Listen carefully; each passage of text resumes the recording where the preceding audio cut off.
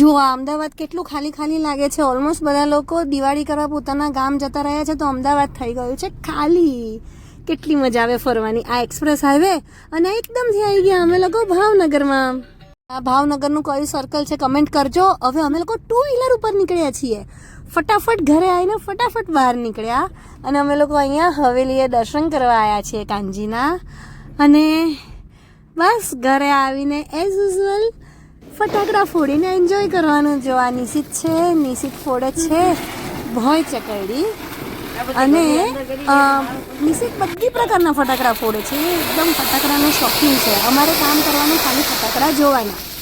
તો હું હેલો, તો અત્યારે દિવાળીની રાત છે ને બધા આજુબાજુ સરસ મજાના ફટાકડા ફૂટી રહ્યા છે. આવતીકાલે નવું વર્ષ છે ને વહેલું ઉઠવાનું છે, તો પણ અમે બધા લોકો બહુ દિવસો પછી મળ્યા.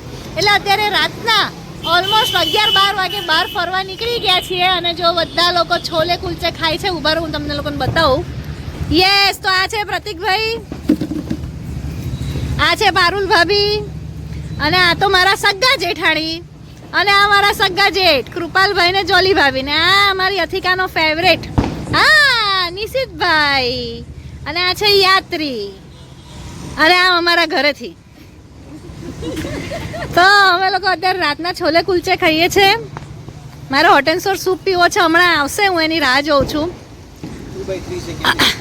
હા ભાઈ 2x3 મંગાવ્યો છે.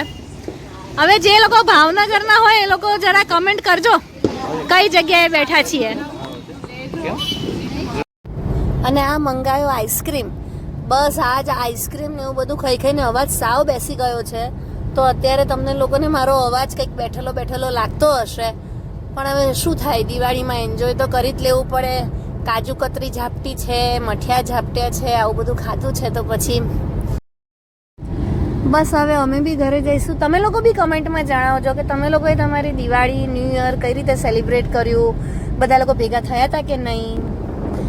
આ યથિકા અને નિશિત સનરૂફમાંથી બહાર નીકળ્યા છે અને એન્જોય કરી રહ્યા છીએ. બસ તો હવે ડાયરેક્ટ મળીએ નવા વર્ષે.